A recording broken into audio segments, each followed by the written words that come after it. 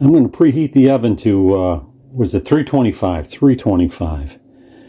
Yeah, it's 105 now. So we're nearly there.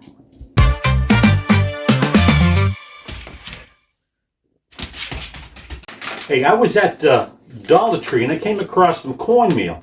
And the first thing that occurred to me was, not corn muffins or cornbread, was New England Indian pudding. And that's what I'm making today. Now, New England Indian pudding is an old New England favorite, but you'll find no one other than myself that eats it. I love it. As a matter of fact, when I was dating Shelby, I was sick as a dog one day, and she came over with a plate of Indian pudding for me to nourish me back to health. And it's amazing because they didn't have Google back then, so I don't know how she got the recipe. It's kind of involved, but you'll get the hang of it if you follow me along. All right, we're going to use as many Dollar Tree items as possible, and the first thing we're going to do is scald 3 cups of milk. You're going to need a big, heavy bottom pan for this. You know, that's Revere ware that you're using, copper bottom, and we got that when we got engaged in 1986. Wow, it's an antique. Just like us. The other thing I notice that you and I do differently when we're cooking is I fill the measuring cups up to the brim to measure. You do it more roundabout, close enough. Well, there's a ridge here. That's what I'm assuming was. Oh, I always do it to the tippy top. Oh, I got to open up this other milk, and I'm going to put this down, Billy. Now we got to scald the milk to break down some of the proteins and make what we're making actually is a custard. We got to make it nice and silky. Now, how do you scald milk? Well, you have to bring it to the temperature of 180, 185 degrees. I don't have a thermometer, so what I'm going to do is something different. All right, to scald milk, one, you have to keep it moving. You don't want it to burn, but it's scald, and I have it on medium-high. The milk is scald when it starts to bubble on the side, those little bubbles, and you see waves of heat coming or vapor coming off of it. That's scalding. And at that point, I'd stop cooking, and I'm ready to use the milk. Now, while I'm scalding the milk, I can tell you all about the background of Indian pudding. When the colonists came to the Massachusetts area, they couldn't grow wheat there. They had to clear the forest, then they had to pull the stumps, and then there's a lot of rocks in New England, so it took a long time to get the fields ready to plant wheat. So they substituted with Indian corn. And this is one of the sort of an Indian mush that they made to sustain themselves, an Indian mush, a corn mush that they sustained themselves with until they could get wheat. And it's the Indian part is Indian corn, or Indian meal is actually the way they're referred to it.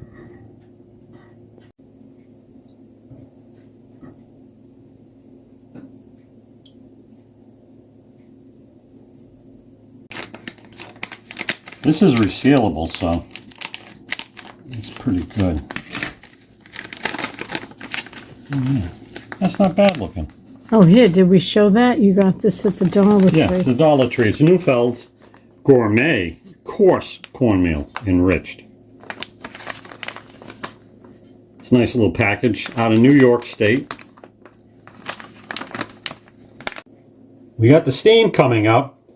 We got the beginnings of what looks like a film on the top, which is another signal, but we still don't have the boiling, little bit of bubbles boiling on the rim yet.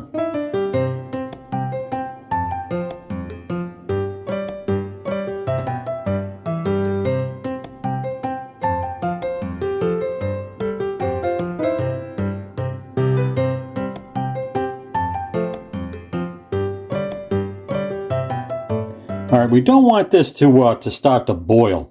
You want to stop it before it boils. I'm getting a little bit of skim, getting a lot of steam, skin and steam. The sides haven't come to a boil yet, but you know, the boiling part is not that necessary because they used to do this in the old days to pasteurize their milk. This has already been pasteurized, so it looks like I've broken down looks like I've broken down the proteins. So I'm going to go on to the next step now. Yeah, and you have little bubbles on the side. Yeah, I was expecting to see them foam a little bit as they bubbled away, but I don't want it to boil. So, but this is definitely steamy, steamy, steamy. I'm going to add 3 tablespoons of cornmeal to the milk.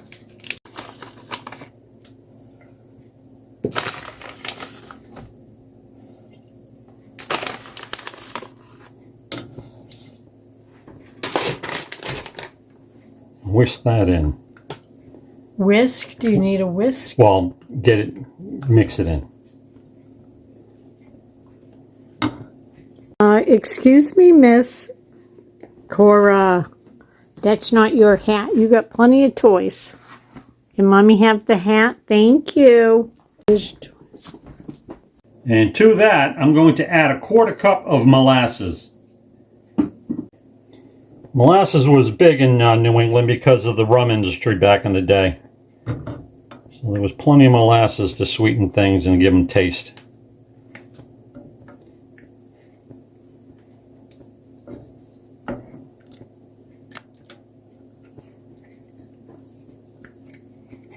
I just realized those measuring cups, I got those in the late 80s. They're Tupperware.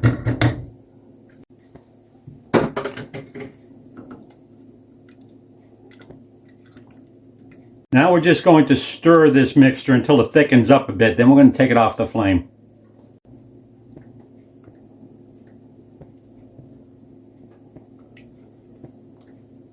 And we're still using the medium-high heat to thicken it up. It's going to be like gravy, I think, by the time it's done.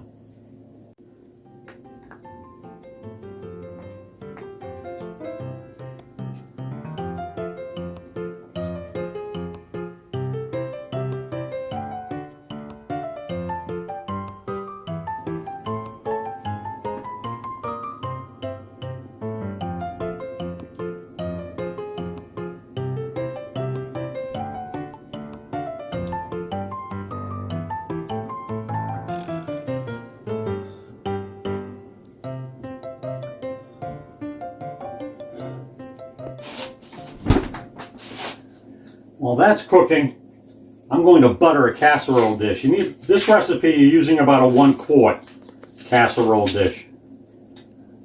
Do you want to cut off a chunk of that and microwave it to soften it up? And then you can use like a baggie or wax paper and spread it all around. You can actually put it right in the casserole dish, right? Yeah. And microwave it. Not into liquid, but just to soften it. Soften it up, yeah. Yeah.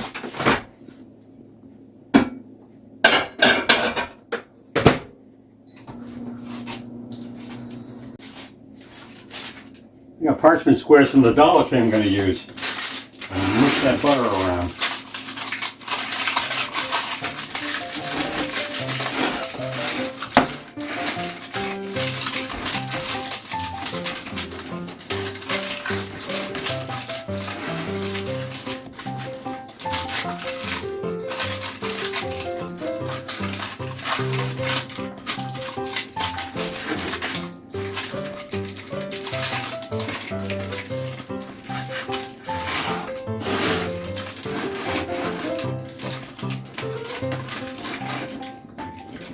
All right, I'm over here helping Bill out. I'm doing the stirring while he's doing that. And look at that, guys. This is thickening up. Slowly but surely. Yeah, all of a sudden it's really thickening up. Look at that. I think, Bill, you got to go on to your next step. Yeah. You better come take control again. So I'm going to take it off the heat. We need it to, we need the temperature to come down a little bit because now we're going to put an egg in it and beat it. All right, now we're just going to add 1 egg for this recipe into a bowl. Look at that. All into the pot and nothing in the cabinets. Now we got to add some white sugar, about 1/2 cup. This is also available at the Dollar Tree, and we're going to have to get more because this is about it for white sugar. This will just dump it all in, looks like. Yeah. A little bit for over the door. Now we're going to add our spices. And it's going to be easy because it's going to be a half a teaspoon of everything. So you got salt. Salt, cinnamon, and ginger. And a half teaspoon of each Half one. teaspoon of each. Now some have nutmeg, recipes have nutmeg, whatever makes you feel comfortable. This is from Yankee Magazine, 1978. I guess nutmeg wasn't invented yet.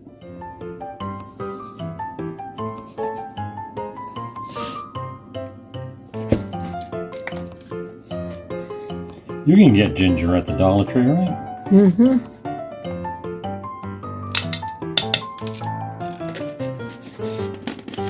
This is what I'm talking about, guys. My spice rack with all the spices. I just realized Bill pulled from my extra bottles that were up in the cupboard. Is there ginger up there?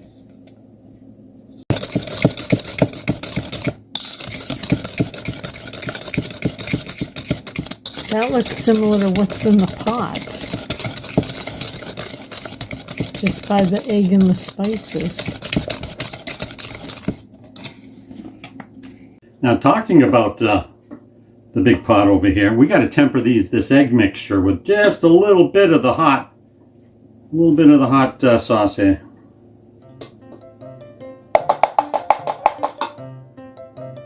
I made a mess.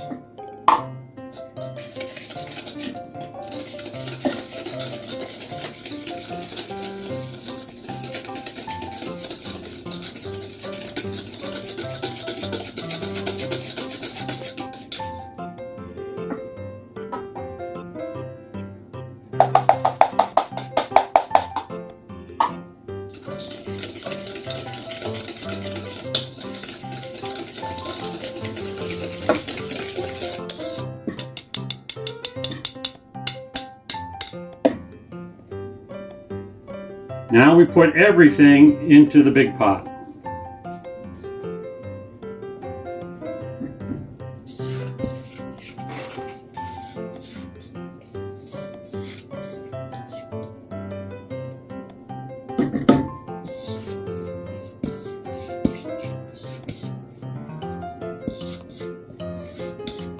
And if you don't get scrambled eggs, you've done well.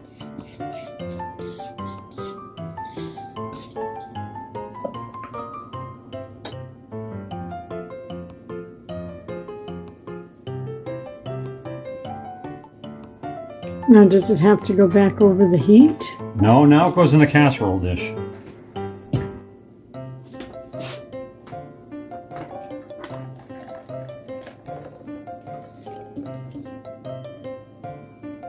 All of it in the pot, nothing on the counter.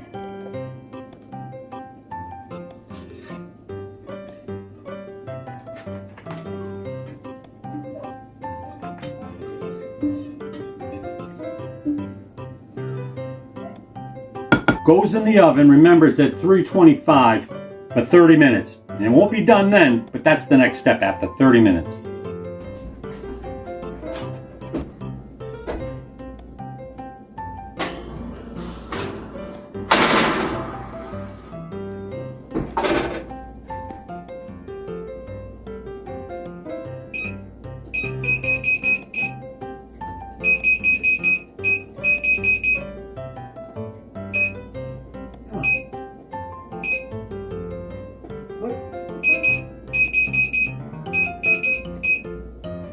So I'll see you back here in half an hour. All right, it's almost ready for the next and final step.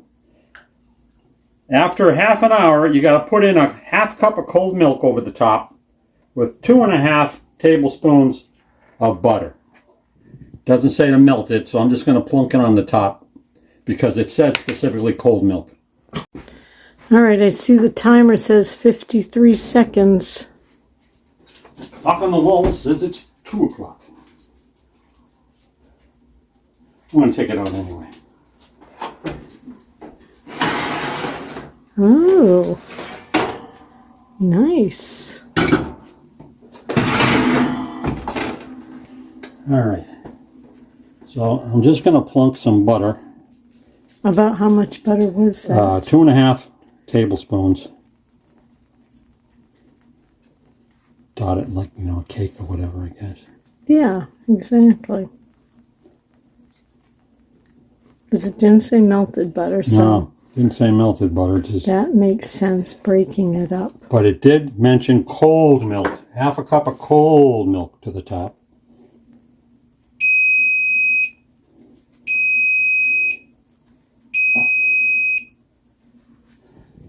Now, this goes in for 1 more hour at the same temperature. All right, now the final step is to put it back in the oven, same temperature, for an hour. And then it's done.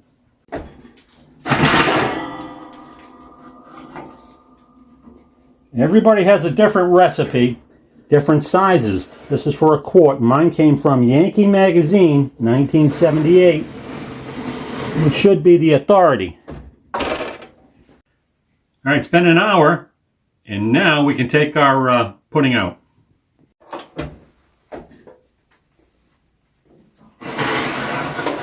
Ooh. Yeah.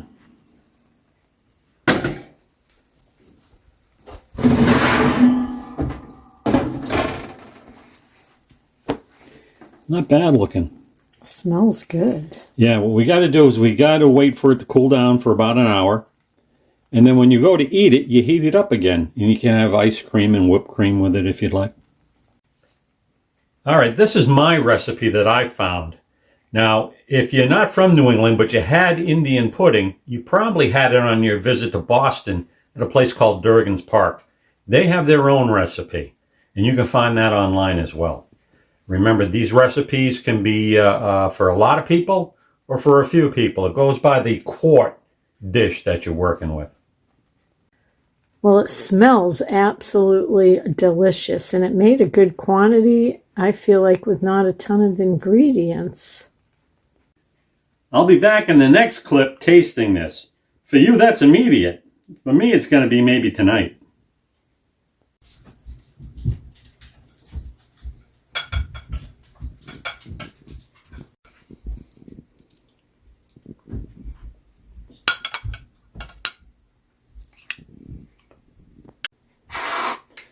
Give it a little bit of cream.